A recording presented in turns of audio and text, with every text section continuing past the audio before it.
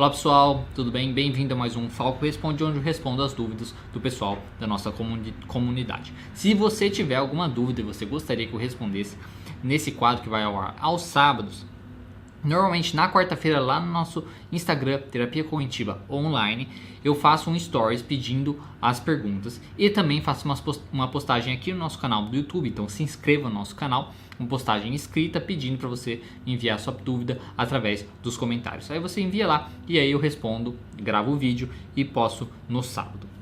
Lembrando, se você quiser saber quais dúvidas eu vou responder em cada episódio, tem na descrição de cada vídeo do quadro Falco Responde todas as dúvidas e até o timestamps ali, o tempo que você pode clicar e já ir direto para a dúvida que você gostaria de escutar, ok? Então, sem mais delongas, né? Vamos à primeira pergunta. Na faculdade de psicologia, os estudantes têm aula específica sobre linguagem corporal? Não, infelizmente, pelo menos na minha faculdade, quando eu fiz, a gente não teve nenhuma aula específica sobre linguagem corporal. Não é um tema assim... Porque o que a gente vai tratar lá são realmente as teorias da psicologia, né? A gente vai falar de psicanálise, vai falar de terapia cognitiva, gestalt, da questão da educação, desenvolvimento infantil e por aí vai, né? Organizacional também. Então, a gente não fala de coisas, por exemplo, tem a coisa também das expressões faciais, microexpressões faciais e tal. Essas coisas normalmente nós não temos na faculdade. Agora, isso vai depender de faculdade para faculdade, tá? Porque desde quando eu me formei, passou já bastante tempo e também cada faculdade tem uma grade diferente. Então tem faculdades que veem uma coisa, outras não veem. Tem faculdade, por exemplo, de psicologia que tem anatomia, tem faculdade que não tem anatomia.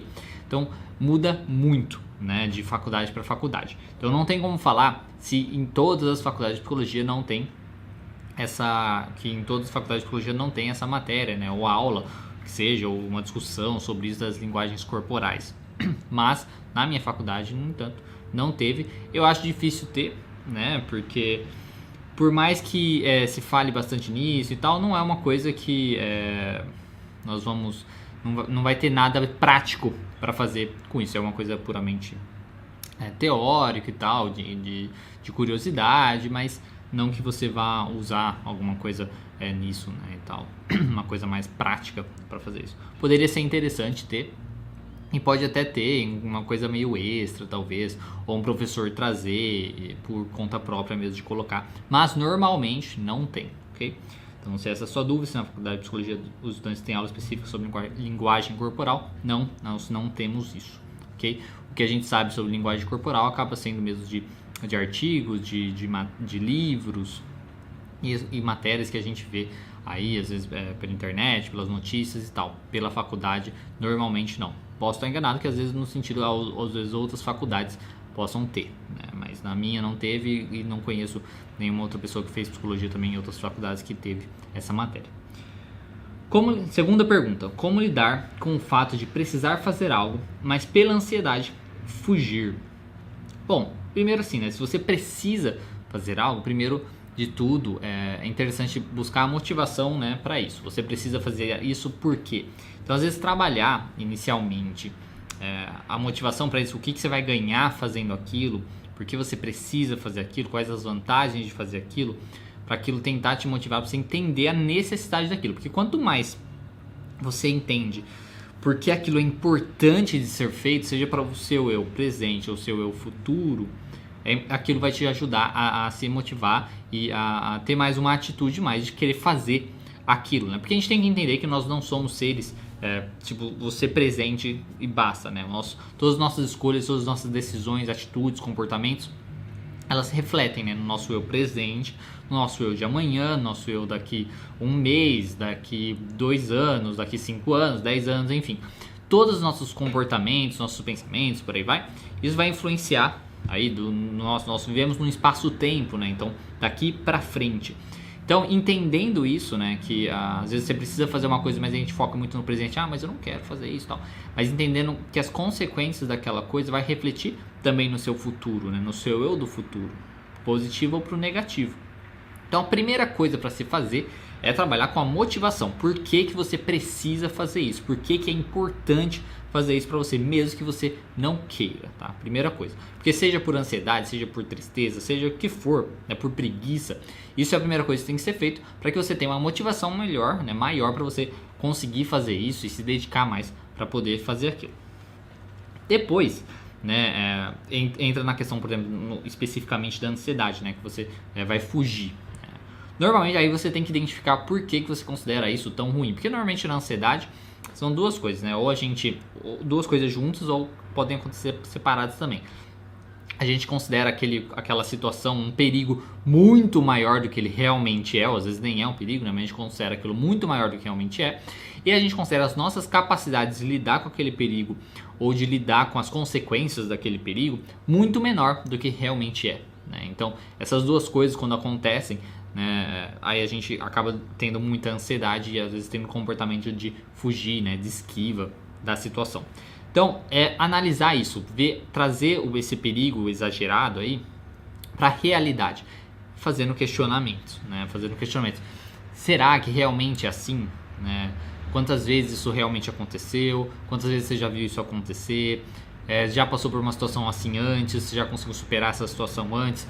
Fazendo questionamentos assim para você trazer para a realidade tanto esse perigo, né? Mostrar que pode ser até algo difícil, pode ser algo chato e tal, mas que não é tão difícil quanto você imagina inicialmente, não é tão perigoso como você imagina inicialmente, né? A probabilidade daquilo acontecer de uma maneira terrível às vezes é muito baixa. Então, você faz primeiro esses questionamentos para você trazer para a realidade, mais próximo da realidade, e depois os questionamentos para trazer para a realidade também a sua capacidade, porque às vezes você já lidou com uma situação assim antes, você ou lidou com situações até piores que aquilo antes, você viu que fugir da situação não ajuda e tal. Então você trazer para a realidade a sua própria capacidade. Quando você fizer isso, você conseguindo fazer isso, juntando com a motivação anterior, você já vai se sentir muito mais apto para você conseguir fazer. E aí, depois fazer. Não tem outra coisa, né? Porque você precisa testar isso. Você precisa provar para você mesmo que a situação é muito mais tranquila do que ela realmente é e que você é muito mais capaz do que você acredita, né? Então você precisa provar isso, você precisa colocar em prova. E se pergunte, assim, vamos ver então. Pode ser perigoso, mas vamos ver. Por quê? Toda vez que você enfrenta, você vai ver que é muito mais tranquilo do que você imagina, né? Normalmente é muito mais tranquilo do que a gente imagina, né? Mesmo que seja muito ruim, é mais tranquilo do que a gente imagina, porque a gente imagina que é muito pior do que realmente é, né? E aí, você fazendo isso, você vai se sentir melhor, você vai ver a sua própria capacidade, tomar cuidado com desculpas, claro, né? De tipo, mas aconteceu, mas deu certo por causa disso, por causa daquilo. Não, esquece isso, essas desculpinhas, né? Foque na realidade mesmo. E aí você vai ficando mais firme, né? mais confiante, digamos assim. E aí você acaba enfrentando mais. Então, como lidar com o fato de precisar fazer algo, mas pela ansiedade fugir? Você precisa fazer isso, né? Se motivar inicialmente, trazer para a realidade os fatos e fazer, né? Eu sei que é difícil, basicamente falando assim, né? Como fazer? Fazendo. Mas é como você tem que fazer. Porque pode também, sei lá, às vezes uma respiração para você se acalmar no momento e tal. Isso pode também ajudar. Mas a principal coisa aqui é fazer. Tá? Você precisa entender que se você fugir, você só vai manter o seu problema ou piorar o seu problema. Seja um problema, seja uma dificuldade ou seja um transtorno, tá? Um transtorno psiquiátrico, o que seja. Então, é uma coisa que você precisa entender. Quanto mais você foge, quanto mais você escapa, mais você se mantém dessa maneira, mais você piora o seu problema. Quanto mais você enfrenta, melhor você fica, melhor você se sente e mais consequências positivas você terá na sua vida. Espero ter respondido a sua dúvida. Próxima pergunta. Estou no primeiro módulo da pós em TCC e iniciei a leitura e estudo de 4 livros indicados por você. Também tenho visto todos os vídeos do canal Terapia Cognitiva Online. Gostaria de dicas, cursos, congressos, artigos, livros, enfim, material para habilidades técnicas. Bom, que bom que você iniciou aí a leitura dos livros, está vendo todos os nossos vídeos, né? Espero que te ajude bastante com isso. Agora, dicas para cursos, congressos, artigos, livros, enfim, material para habilidades técnicas. Primeira dica que eu tenho, eu acho que você já tem, né? Já deve ter, se você acompanha o nosso canal, já deve ter. Que nós temos lá uma lista de materiais que tem para baixar, para você poder usar no seu consultório. Que lá tem algumas técnicas de respiração e por aí vai. E materiais também de registro de sessão e tudo mais, que pode te ajudar na sua clínica, no seu atendimento. Isso é a primeira coisa que eu posso para falar. Na questão de cursos, né, dica de curso, você já faz uma pós em TCC. Mas curso que eu posso falar, tem o nosso curso online, que o pessoal gosta bastante. Nosso curso tem um curso essencial de terapia cognitiva, cognitivo-comportamental, e nosso curso terapia cognitivo-comportamental, focando nos transtornos de ansiedade, né, que eu lanço, esses dois lanço 2 vezes por ano. Atualmente o que está com as inscrições abertas é o essencial de terapia cognitivo-comportamental, que é um curso introdutório de terapia cognitiva, falando da teoria e da prática. Então, essa é dica de curso, eu falaria do meu, porque pensando em cursos online, por aí vai, eu não saberia dizer de outros, a não ser os cursos do Instituto Beck, tá? Só que é em inglês, aí você sabendo inglês pode te ajudar, né? Se você não sabe inglês, aí não vai te ajudar. Mas eles têm lá cursos também, lá do Instituto Beck, o curso é ministrado pela Judith Beck, né, pela filha do criador da terapia cognitivo-comportamental. São cursos bem interessantes, que até é onde eu me baseei para fazer os meus cursos aqui, né? Que eles têm lá o curso essencial de terapia cognitiva comportamental, né? Tem curso de ansiedade, tem curso de depressão, transtorno de personalidade. Então tem vários cursos lá, que esses cursos podem ser interessantes também. Cursos assim presenciais, eu não saberia dizer, porque o que eu encaminharia, o que eu diria para você, seriam cursos de pós, né? Mas se você já está fazendo uma pós, talvez não vai fazer tanta diferença. Mas o pessoal que eu gosto, que é onde eu fiz a minha especialização, é o pessoal do CTC Veda, que eles têm cursos tanto de especialização e outros workshops e tal. Eles têm tanto em São Paulo, tem em Maringá, em Ribeirão, em Fortaleza e Brasília, se eu não me engano. Acho que são esses lugares que eles têm lá esses cursos. Então você pode entrar lá no site deles, pode ter vários cursos que pode te interessar. Eu indico eles porque é onde eu fiz a minha especialização e eu gosto bastante do pessoal lá. De congressos, eu diria o congresso da Federação Brasileira de Terapias Cognitivas, que acontece a cada 2 anos, né? Eu acho que é o principal congresso. Eles também vão fazendo vários outros, intercalando aí, por exemplo, esse ano teve em Fortaleza no caso. Aí ano que vem tem outro que é focado do estresse, porque é do mesmo pessoal, né, da Marilda Lippe e tal. Então vai ter outro lá do estresse o ano que vem, e aí tem outros workshops que eles vão fazendo e tal. Mas se você quiser economizar, né, porque congresso querendo ou não é uma coisa super barata, questão de hotel, viagem e tal, e também o ingresso, né, o congresso, eu diria para você ir nesse principal, que é o congresso brasileiro, né, o Congresso Brasileiro de Terapias Cognitivas. Aconteceu esse ano, se eu não me engano, o 12º, né, que foi em Fortaleza, e o próximo vai ser em Jundiaí, se não me engano, eu acho que é Jundiaí. Eu posso estar confundindo o nome da cidade, mas é no sul, tá? Eu não sei se Jundiaí é em São Paulo, mas enfim. Era uma cidade aí, que vai ser no sul, e vai ser sem ser o ano que vem, no próximo ano. A partir do próximo congresso, eles falaram também que eles vão começar a fazer, parece que anualmente, né? Então, aí vai ficar, né, mais difícil de ir, até mesmo por conta da questão financeira, como eu disse, né?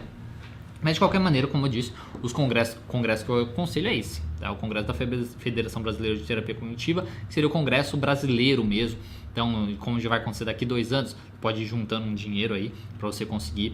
É muito bom, né? Principalmente inicialmente, se você vê as novidades, né? Os artigos, o que o pessoal está fazendo, técnicas novas e por aí vai. Eles trazem normalmente sempre alguém internacional, né? No primeiro ano que eu fui veio o Jesse Wright, nesse segundo ano veio um cara lá de Portugal, que eu já não lembro o nome mais, falar de transtornos alimentares. Então é uma coisa muito boa, né? Muito bacana. Então o que eu falo de congresso seria isso. De artigos, né? Artigos da internet, né? Você pode procurar lá no Cielo, no PubMed. Tem outros 2 que eu uso também, que é academia.edu e ResearchGate. Daí é em inglês no caso, né? Mas pode te ajudar também. Artigos, porque daí quando eu pesquiso, né, os artigos, eu pesquiso focando no que eu quero saber, né? Então, por exemplo, a terapia cognitivo-comportamental na depressão, terapia cognitivo-comportamental, transtorno alimentar, por aí vai. Eu pesquiso especificamente esses conteúdos, né? Não tem como eu falar assim, esse artigo para você. O que eu falaria para você são essas fontes, esses lugares onde você pode ir e procurar o assunto que você gostaria de saber sobre da terapia cognitiva com qualquer transtorno ou da terapia cognitiva de uma maneira geral. Todos esses links, né? Vou estar deixando aqui na tela o nome desses nomes e na descrição eu vou colocar também lá os links, os sites para você poder acessar. Tá? Livros, os livros que eu sempre falo, né? O livro básico, que é o Terapia Cognitivo Comportamental, Teoria e Prática, da Judith Beck, eu acho que esse é essencial. O Aprendendo a Terapia Cognitivo Comportamental, do Jesse Wright, acho muito interessante, principalmente porque vem um CD, onde nesse CD tem ele fazendo roleplays, né? De um atendimento clínico, mostrando técnicas e tudo aí vai. Então isso ajuda bastante, principalmente quem está querendo aprender, quem está aprendendo.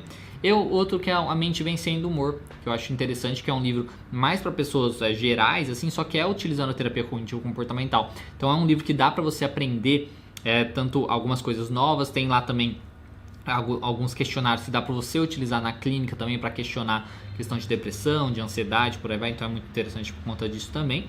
Ao mesmo tempo que você pode usar os conteúdos daquele livro para explicar para o seu paciente coisas sobre o modelo cognitivo, como a terapia cognitivo-comportamental funciona, os pensamentos, a emoção e por aí vai. Então, esses 3 livros são os indicados que eu considero assim, para que você consiga se tornar um melhor profissional, conhecer mais a terapia cognitiva e ter mais confiança na clínica, né?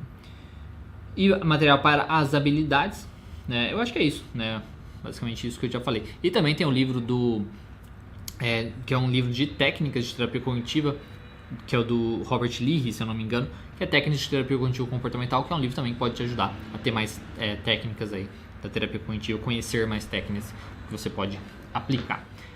Bom, espero ter respondido, né? Foi uma resposta um pouco mais longa aí, né? Espero ter conseguido te ajudar até então e conseguir te ajudar. Qualquer outra dúvida você pode mandar aqui pelo direct, ou mandar por esse quadro também, ou lá no nosso Instagram, por aí vai.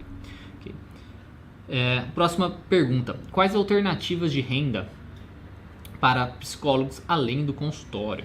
Bom, para psicólogos além do consultório, a primeira coisa que eu consigo pensar é palestras, né? Palestras, falas assim que você pode ir dando em empresas, em escolas, e por aí vai, né? Acho que essa é a primeira coisa que a gente vê que vários psicólogos fazem e tal. Muitos fazem de graça, né, inicialmente, e aí depois com o tempo, conforme você vai ficando mais conhecido e tal, aí você pode começar a cobrar. Então assim, inicialmente, né, você vai ter um custo, né, um custo no sentido de não receber nada por isso, né, porque você precisa aparecer, porque quem vai te contratar, né, no sentido de palestras e por aí vai, se você não é ninguém, né, digamos assim. Então, alternativa de renda, a primeira coisa que eu pensaria seria isso. Só que para isso, diria, né, divulgue mais o seu trabalho. Então, seja pelo Instagram, seja pelo YouTube, né, seja pelo Facebook, não importa. Veja a plataforma que você se identifica mais, seja um blog, né, mas apareça mais, né? Seja alguém que os outros queiram contratar, que os outros queiram chamar. Então mostre o jeito de você trabalhar, o jeito de você ser e tal. E aí a partir coloque lá uma opção do pessoal entrar em contato para palestras e por aí vai, né? Então um jeito é isso, palestra. Depois é conteúdos online, né? Como eu mesmo já falei. Por exemplo, o canal do YouTube dá para você receber uma renda, né, das propagandas que o YouTube coloca nos vídeos. Então isso pode ajudar também, mas isso não é necessariamente como psicólogo, né? Mas enfim, é uma coisa que dá para você ajudar o outro ao mesmo tempo que o YouTube acaba te ajudando. Dá para você vender conteúdos também, né? Por exemplo, curso online, como a gente faz aqui, né? Você pode vender conteúdo como cursos, você pode vender conteúdos como e-books, né? Todas essas coisas, assim, são coisas que são alternativas de renda para além do consultório. E hoje também com o atendimento online facilita, né? Tudo bem, isso pode entrar um pouco como se fosse consultório, né? Mas é uma coisa que ajuda recém-formados ou o pessoal que está com dificuldade de conseguir cliente começar a atender já e ganhar uma experiência e por aí vai. Então o que eu diria é isso, né? Tipo, então assim, tem o consultório, tem palestras que a gente pode dar, tem curso que a gente pode dar e tem conteúdo que a gente pode vender, né? Por exemplo, seja coisas online, ou seja, e-books e por aí vai, né? Hoje tem uma facilidade muito grande, por exemplo, para publicar um livro, antigamente, é uma coisa muito mais difícil, né, de ser feito, você precisa de uma editora e tal. Hoje não, hoje você pode entrar lá na Amazon, se cadastrar, é de graça, eles pegam uma porcentagem, mas isso também a editora pega, né? Uma porcentagem, você pode publicar algo para você ganhar em cima disso e tal. Então é uma coisa que, a mesma coisa com o conteúdo online, você publica, além de ajudar a você estudar, né, porque que nem nos vídeos aqui me ajuda bastante para isso, né, me ajuda tanto para estudar, porque eu pesquiso muito sobre o assunto antes de falar, então eu pesquiso sobre o assunto e tal, e falo, então me ajuda tanto a estudar, como ajuda o pessoal que está vendo o vídeo, e ao mesmo tempo que o YouTube me dá aí alguns centavos, não que, né, ajudar, nossa, muita coisa, mas me dá alguns centavos aí para cada visualização, né, então é uma coisa que no longo prazo ajuda tanto você a estudar, ajuda você a ficar mais conhecido, né? As pessoas te conhecerem, querer te contratar por outras coisas e tal. Então, essas são as coisas que eu poderia falar para você. Seria palestras, seria conteúdo online, seja cursos, seja e-book, ou seja, fazendo vídeos assim para a internet, que se eu não me engano também o Facebook agora tem serviço de monetização, de você poder ganhar algum dinheiro com os vídeos lá também e tal. Isso é o que eu consigo pensar, tá? Consultorias também em empresas, se você gostar da área organizacional, dá pra você fazer consultoria em empresa, da questão da saúde, né, da empresa e por aí vai, né? Mas se você gosta mais de consultório, se você não tem essa parte organizacional, era isso que eu acho que pode te ajudar. Próxima pergunta. Penso em 3 pós, TCC, avaliação psicológica e neuropsicologia. Você considera um bom caminho? Eu acho interessante, né? A avaliação psicológica, porque assim, para você focar em avaliação psicológica, eu acho interessante se for o seu foco, né? Se for o seu foco principal. Porque assim, você fazer uma especialização em avaliação psicológica e tal, você vai ter que comprar os testes não são algo barato, não é algo barato de ter e tal, então precisa, digamos, valer o investimento depois disso, né? Então você vai ter a pós, depois você vai ter que comprar os testes e tal.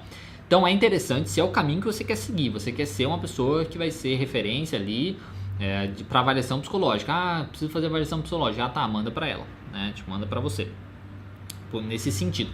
Agora, você fazer atendimento, você focar em um monte de coisa e também avaliação psicológica, não acho interessante.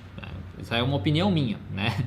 Eu acho que pode ser mais interessante talvez porque você, como psicólogo, você pode comprar os testes psicológicos, aí você consegue ler lá o manual e aplicar, né? Você não precisa fazer uma pós de avaliação psicológica para isso, né?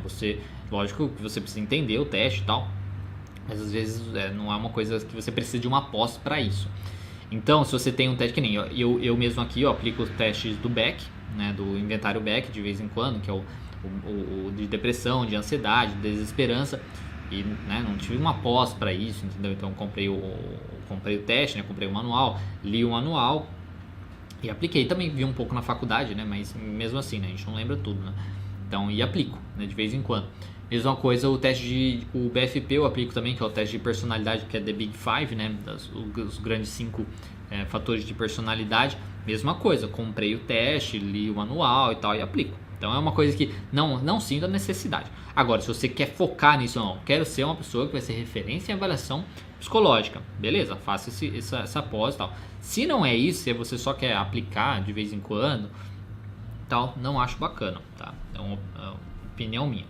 De neuropsicologia, eu acho interessante, tá? Neuropsicologia eu acho bem interessante. De TCC, é claro, se você quer trabalhar em terapia cognitivo-comportamental, eu acho que é o principal aí. Essa é uma coisa que você tem que fazer para você se aprofundar, para você conhecer o pessoal também, conhecer gente que atua na mesma área, eles dão várias dicas e tal. Então é muito interessante. O principal aí seria o TCC. E de neuropsicologia eu acho que pode ser interessante também para complementar, né? O da neuropsicologia, ela pode já complementar para você explicar o funcionamento de várias coisas, funcionamento das questões químicas e tal, questão de memória e por aí vai. Da questão da cognição mesmo, né? Acho que pode ser muito interessante, uma cognição. Então, se eu fosse colocar em ordem, primeiro seria a pós, né, em TCC, né, principal, que é o foco de trabalho que você quer trabalhar em terapia cognitivo-comportamental. Depois em neuropsicologia, que eu acho que pode ser um complemento muito interessante. Não acho que é essencial, mas é um complemento muito interessante, vai te trazer muitas informações legais, né? E também a avaliação psicológica seria em terceiro, mas só se você quisesse mesmo seguir esse caminho de trabalhar com isso por mais tempo.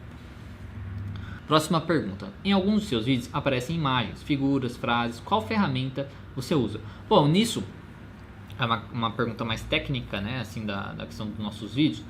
Assim, as imagens, né, quando é uma imagem de um desenho, né, sei lá, um coraçãozinho, ou um personagem, uma coisa assim, eu uso um site que chama freepik.com.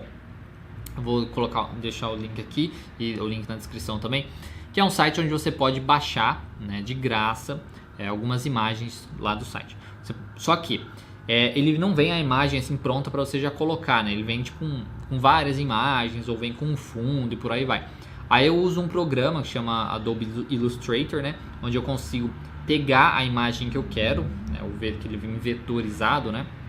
Eu exporto em PNG, né? Que é uma figura que tem um fundo transparente, e aí eu coloco no vídeo, tá? Então, usar a figura é isso. Mas dá para você procurar também na internet especificamente, por exemplo, um coração, né? Um coração animado, né? Tipo de desenho, eu falo. Você tem alguns sites, aqui eu já não vou lembrar o nome agora, mas tem algum, você pode procurar no Google mesmo, colocar lá coração PNG, aí vai ter lá um coração que já vem nesse formato que você já pode colocar direto no vídeo, não precisa usar o Illustrator e tal, mas você vai ter menos opções para fazer isso. Então assim, figuras é disso. Imagens, tipo imagem de pessoas, fotos e por aí vai, usa os sites gratuitos da internet, porque assim, tem muitas imagens que têm direitos autorais e tal, então para não ter problema, eu procuro normalmente no Google, tipo assim, site de imagens gratuitas, né, por exemplo. E aí procuro lá alguma imagem que talvez que eu goste, né, que combine com o que eu quero falar, basicamente.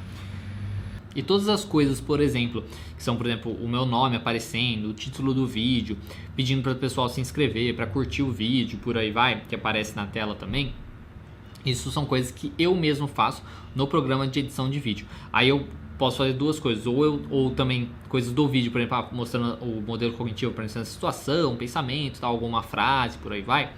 Isso pode ser de duas maneiras. Ou eu trabalho em cima do próprio editor de vídeo, quando eu edito meus vídeos, que é o Premiere Pro, né, da Adobe também. Ou eu faço ali mesmo. Ou eu monto no After Effects, que é outro programa, que é um programa até mais pesado e tal, mais difícil. Que eu monto no After Effects. Ou eu mesmo monto, ou eu pego modelos da internet e meio que tento copiar assim. Então eu monto lá no After Effects, exporto, depois uso lá no Premiere Pro quando eu estou utilizando o vídeo. Então assim, que ferramenta eu uso, né? Basicamente sim, eu uso a internet, primeira coisa, que é baixar as imagens, por aí vai, baixar os modelos também que eu quero. E depois para mexer com isso, ou eu uso o Illustrator, né, que é o Illustrator, ou o Photoshop, que é para pegar a imagem mesmo, para poder estar lá certinho, para poder colocar no vídeo. Depois o próprio editor de vídeo, que é o Adobe Premiere Pro. Ou, se é uma coisa muito mais complexa, que não dá para fazer no Premiere Pro, aí eu tenho que usar o After Effects, que é outro programa que também é da Adobe, né? Eu tenho que usar o outro programa para poder editar certinho do jeito que eu quiser, exporto e depois uso lá no Premiere Pro. Então assim, são coisas assim bem técnicas, mas se você está perguntando, às vezes é uma coisa que você até já sabe mexer, só está curioso e tal para saber como fazer. Então eu vou colocar aqui na descrição alguns sites desses que eu falei que pode te ajudar você a ter essas figuras, essas coisas assim. E agora saber mexer nisso aí já é uma coisa muito mais complexa que isso, né? Mas são essas ferramentas que eu utilizo, ok? Próxima pergunta: o que fazer com o paciente que não fala, apenas responde? Bom, quando isso acontece, isso já aconteceu algumas vezes, né, no consultório. Quando isso acontece, o que eu costumo fazer é voltar sempre, né, cada vez, né, cada momento, voltar várias vezes na questão. Olha, por que você está aqui, né, qual é o seu objetivo? A gente precisa trabalhar, a gente precisa fazer isso e tal. Então eu tento voltar buscar a motivação do paciente estar ali, por que ele está lá, por que ele quer fazer, né? O que ele quer mudar na vida dele. Então eu tento fazer isso mostrando para ele que basicamente se ele ficar quieto não vai ajudar em nada, né? Porque realmente se ele ficar quieto não ajuda em nada, né? Tem que ele não vai fazer as coisas que vocês estão combinando, e dois também, você não vai saber os pensamentos dele para você poder questionar, os comportamentos que ele tem também que são complicados, por aí vai. Então, é uma coisa mais difícil. O que fazer com um paciente que não fala, apenas responde? Então, assim, pergunte, né? Se ele pelo menos responde, né? Pergunte bastante e... Porque assim, também assim, o que fazer com o paciente que não fala? Mas se ele responde, né? Eu acho que isso é o que mais importa, né? O importante talvez é você fazer perguntas mais abertas, né, para ele. O maior problema é se o paciente responde, por exemplo, não sei para tudo, né? Então, tipo, o que você pensou naquele momento, naquele dia, nessa situação, ou o que você sentiu, ele falar, não sei. Não sei. Aí você tem que ir perguntando. Então, assim, se ele só responde, pergunte, até você ter a resposta que você procura, né? O tipo de resposta que você procura. E mostrar também, falar bastante da motivação, né? E talvez da motivação por ele estar ali na terapia, porque que ele quer mudar na vida dele, que se ficar uma coisa muito assim vai ser mais difícil. E também entender, às vezes questionar o paciente do porquê ele não fala tanto, né? Por que ele não se expressa tanto, qual o problema? Ele tem tá com alguma dificuldade, né? Tem uma dificuldade aí da empatia, para tentar entender se está acontecendo alguma coisa que está impedindo ele de falar também. E aí dá a chance, às vezes, para ele expressar isso, pode te ajudar. Então, o que fazer com o paciente que não fala, apenas responde? Trabalhar a motivação no sentido de o que é que ele quer fazer ali. Ele continuar tendo esse comportamento ajuda ou atrapalha ele atingir o que ele quer atingir? Correto? Então, inicialmente é isso. Depois é perguntar, e às vezes você só perguntando você já consegue, né? E tentar fazer perguntas mais abertas, que não sejam perguntas tanto de sim ou não, né? De fazer perguntas que a resposta seja sim ou não, né? Então, você fazer perguntas mais abertas para que ele consiga ir se expressando, né? A gente vai tentando aí conseguir essa comunicação, ok? Mas se for muito tempo, se você vê assim, nossa, tá, sei lá, vários meses aí e tá nesse processo e o paciente não consegue expressar mais, você não consegue trabalhar, não consegue fazer as coisas, fale realmente de que não, né, que fica difícil para ajudar e tal, e às vezes não vai ser tão viável continuar esse processo. Às vezes pode ser mais viável, às vezes, encaminhar ele para outra pessoa se você começar, porque se você começar a se sentir muito frustrado também com esse paciente, você não vai conseguir ajudá-lo, né? Você não vai conseguir ajudar ele e também não vai conseguir se sentir bem, né, com isso, e é melhor às vezes encaminhar, porque às vezes ele não fala, porque às vezes não foi com a sua cara ou, né, qualquer coisa assim.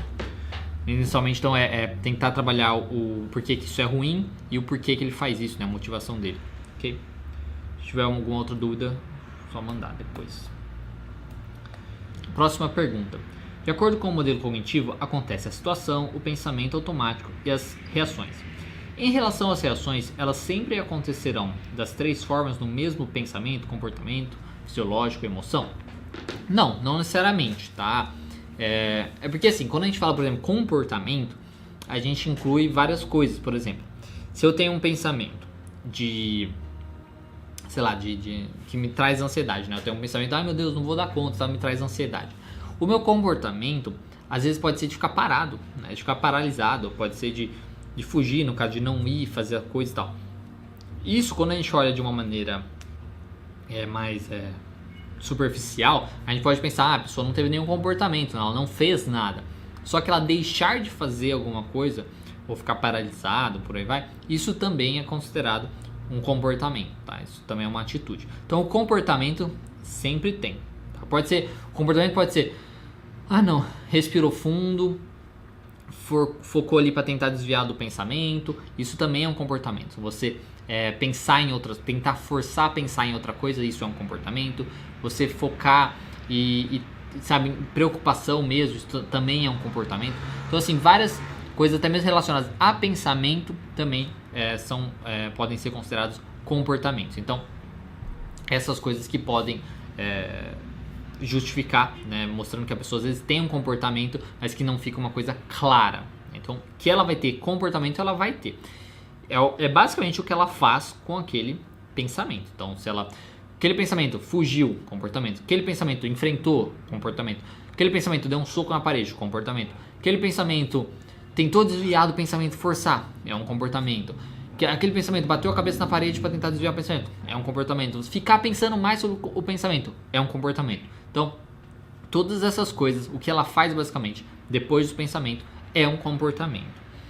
E aí, de emoção também normalmente sempre tem emoção. É muito difícil uma pessoa não ter uma emoção depois do pensamento, né? Tipo, ela pode ficar até tranquila, mas daí não vai nem entrar no questionamento, né? Não tem nem porquê a gente ficar questionando se aquele pensamento não causou nada nela. Então, quando a gente está falando aqui do tratamento, lá, claro que vai ter uma emoção, seja uma emoção de raiva, de tristeza, ou uma emoção aí de ansiedade, né? De medo, e por aí vai, às vezes desgosto também e tal. Então, uma emoção também sempre vai ter, porque é muito difícil. Se você quer ter alguma coisa que incomoda o paciente ou que causa algum prejuízo na vida dele, não causar nenhuma emoção. E o fisiológico já é um pouco mais difícil, porque tem vários casos onde o paciente fala assim, não percebi nada. Então, assim, é uma coisa que, ao meu ver, assim, acontece, tá? Sempre acontece também uma mudança fisiológica, mas, às vezes, a intensidade não é tão alta a ponto de ser algo que incomoda ou de ser algo perceptível, né? Então, o paciente fica um pouquinho ansioso, aí percebe, entendeu? Dá uma mudancinha, mas tipo, não é algo que incomoda, o coração não fica, ai meu Deus, meu coração tá não sei o que, não muda tanto a respiração e por aí vai. Então assim, ao meu ver sim, acontece sempre, todas as vezes. A emoção vai acontecer porque a gente tá falando de uma questão aí que é uma coisa que causa prejuízo na pessoa, que causa sofrimento, então vai acontecer, não tem como não acontecer. O comportamento também acontece, que pode ser meio mascarado, né? Porque não necessariamente uma ação, né? Porque uma falta de ação também é um comportamento, e às vezes pode ser uma ação cognitiva, né? De tentar desviar o pensamento, ou de focar mais naquele pensamento, fazer uma ruminação de pensamentos, isso também é considerado um comportamento em cima daquele pensamento inicial, né? Então o comportamento também sempre acontece. E a resposta fisiológica, como isso tudo sempre acontece, eu também acho que sempre acontece. A diferença aí é que às vezes é algo que não é tão significativo para aquele paciente, ou que é uma intensidade muito baixa, que aí ele não consegue perceber, ou que também não incomoda ele. Então não é o foco também principal nisso. Você vai focar mais na questão fisiológica, se for algo que incomoda muito ele. Porque se você perguntar aí de emoção e de reação fisiológica, o que você percebeu, né? Mudança no seu corpo. Não percebi nada e tal. Ok, encana, né? Foca ali na emoção e no comportamento dele. Nem fica encanado com a questão fisiológica dele. Certo? E a última pergunta. Gostaria de perguntar, qual a melhor forma e mais rápida de superar um grande trauma? E pessoas que passaram um longo período sobre esse fator traumático, tipo conviver com um sociopata, sendo humilhado e manipulado por vários meses ou anos, podem superar o trauma um dia? Esquecer é impossível. Aí não é uma pergunta. Um dia, esquecer é impossível. Mas como lidar com lembranças sem sentir tanto peso? Bom, a melhor forma e mais rápida, né, de superar um trauma, porque assim, é difícil falar que é rápido, né, porque isso vai de pessoa para pessoa. Mas a melhor forma de você superar, né, um trauma, infelizmente, é aceitação, né? Ou felizmente, não sei, é aceitação, porque é isso mesmo como você coloca aqui. Esquecer é impossível, né? Se você, sei lá, caiu uma coisa na sua cabeça e você tem amnésia, né? Tirando isso, você não vai esquecer, né? As coisas da nossa vida não esquecem, só são experiências que a gente tem que às vezes nos constrói como pessoa e por aí vai. Então esquecer você não vai esquecer. Mas a forma de você superar é aceitar, tá? É aceitar o passado, é aceitar que as coisas acontecem, aceitar que aconteceu e ponto. Porque uma coisa que mantém o trauma é basicamente a gente lutar contra isso, né? Lutar que aconteceu. Nossa, não deveria ter feito isso. Nossa, como eu gastei tanto tempo da minha vida com essa pessoa. Nossa, por que Deus levou meu pai embora? Nossa, mas por que isso foi acontecer, sabe? Esses questionamentos, essa negação, essa não aceitação também dos nossos comportamentos, das nossas escolhas passadas, isso dificulta muito a gente superar o trauma e aceitar que a vida é assim, aceitar que passou, aceitar que já foi, aceitar que isso ajudou você a estar onde você está hoje, no sentido, se você estiver numa situação melhor, né? Se você aprende, pelo menos assim, às vezes você não está numa situação melhor, mas pelo menos alguma coisa você aprendeu, né? Então, entender que você pode tirar algum aprendizado disso, independente do trauma, você pode tirar um aprendizado disso. Você pode tirar o aprendizado, por exemplo, de não se relacionar de não se doar tanto, às vezes, para uma pessoa, num relacionamento, o que seja um acidente de carro, você pode aprender a não correr na estrada, que seja, entendeu? Qualquer coisa você pode tirar um aprendizado, você pode aprender que a vida é frágil, né? E você tem que valorizar mais a vida. Então, é aprender o que você aprendeu, né? Descobrir o que você aprendeu com esse trauma, que você pode tirar disso, né? Usufruir disso, basicamente. E também, né, aceitar o que aconteceu, aceitar que já foi, aceitar que você não teve controle, né? Que você não tem mais controle sobre isso, né? E que por pior que seja, o pior que tenha sido, já foi. Por pior que seja, o pior que tenha sido, o pior que você já tenha passado, já foi. Não tem nada que você possa fazer, né? Eu lembro vendo um filme uma vez, né, e o personagem falava assim, tipo, nossa, por causa do... Ele tava sendo discutindo, né, do passado dele. Falou assim, não, porque muitos anos atrás eu e meu pai, a gente foi perseguido e blá blá blá e tal, a gente foi perseguido e sofreu muito, aí não sei quem morreu do nosso lado e tal. Isso falando de anos atrás, né? Então, quando me perguntam se está tudo bem, não está tudo bem, porque isso aconteceu e tal. E eu vendo aquela cena assim, eu falei assim, mas tá. Mas tá tudo bem. Porque a pessoa tá bem. Ela superou aquilo. Ela superou no sentido assim, talvez não emocionalmente, mas ela passou por aquilo. Ela está bem. Ela tem uma vida melhor. Ela se estabeleceu. O pai dela ficou vivo. Ela está viva. Ela consegue, ela tem amigos, ela tem uma família, ela tem uma profissão, ela tem uma vida, né? Aquilo está na cabeça dela e tal, não está bem por conta disso, né? Mas a situação em si está melhor, né? Ela está melhor. Então, agora, ela acreditar, não está tudo bem, é isso que faz o trauma não ir embora, né? Então, ficar preso nisso é uma falta de aceitação. Então, o jeito de você superar qualquer trauma é você aceitar que é assim que as coisas aconteceram, tal, e tentar tirar um aprendizado disso. E como fazer isso? Bom, isso é a parte mais difícil, né? Mas o que você pode fazer é uma terapia, né? Ou você pode trabalhar uma questão de mindfulness, né? Que seria a parte de meditação. Meditação trabalha muito com a questão da aceitação. Então é meditar, terapia também pode te ajudar a aceitar as coisas como elas realmente são. Ler filosofia, dependendo, pode te ajudar também, dependendo do filósofo, dependendo do que você gosta e tal, pode te ajudar a entender alguns pensadores. Isso, querendo ou não, quando a gente vai lendo essas coisas, quando a gente vai estudando essas coisas, isso vai causando algumas pequenas mudanças e fazendo a gente, às vezes, entender mais e aceitar melhor as coisas como elas são. Então, isso é a dica que eu daria para você. É a aceitação, e a maneira de fazer isso é terapia, meditação ou leitura através de filosofias e por aí vai, tá? E tomar cuidado com leituras, né, que sejam muito violentas no sentido de culpar os outros pelos seus problemas e por aí vai, né? Isso é uma coisa que não vai ajudar, né? Culpar os outros pelos seus traumas, culpar os outros, o mundo e, sei lá, Deus, que seja, né, pelos seus problemas, pelas coisas que aconteceram em você, isso é totalmente contrário da aceitação, né? E você tentar trabalhar a aceitação, né? O que aconteceu já foi, né? Faz parte, é como a vida funciona, mas você está aqui, você passou por isso já e você pode fazer diferente, aceitar as coisas como são, e você pode aprender mais com isso. Não sei se era a resposta que você queria, né? Mas basicamente isso, né? Que é a pergunta final. Mas como lidar com uma lembrança sem sentir tanto peso é aprendendo a aceitar. Isso desde um relacionamento terrível que às vezes você teve, quando você aceita que a pessoa é daquela maneira mesmo, né? A pessoa é daquela maneira mesmo, mas você aprendeu bastante né? E já foi. E ponto, você consegue lembrar daquilo e não sofrer com isso, né? Não ter tanto peso. Desde isso até tipo um acidente, né, familiar, ou uma coisa muito mais traumática, como eu falei desse filme e tal.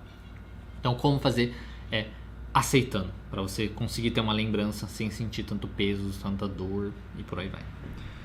Ok? Bom, pessoal, era isso que eu tinha para falar hoje para vocês. Lembrando mais uma vez, se você tiver uma dúvida e você gostaria que eu respondesse nesse quadro, na quarta-feira, lá no nosso Instagram, Terapia Cognitiva Online, você pode entrar lá, que eu vou ter lá vai ter lá um stories, onde eu peço a dúvida para vocês me enviarem, que depois eu respondo. E também no nosso canal aqui do YouTube eu faço uma postagem escrita, onde você pode me enviar pelos comentários dessa postagem, ok? Então, se você tiver uma dúvida que você gostaria que eu respondesse nesse quadro, essas são as duas opções. Lembrando também, se você não for inscrito no nosso canal, se inscreva aqui no nosso canal, dê um gostei se você gostou desse vídeo e compartilhe esse vídeo se você acha que ele pode aí ajudar outras pessoas ou que você, e qualquer coisa é assim. Então, e qualquer coisa também pode deixar nos comentários. Então, muito obrigado e até mais.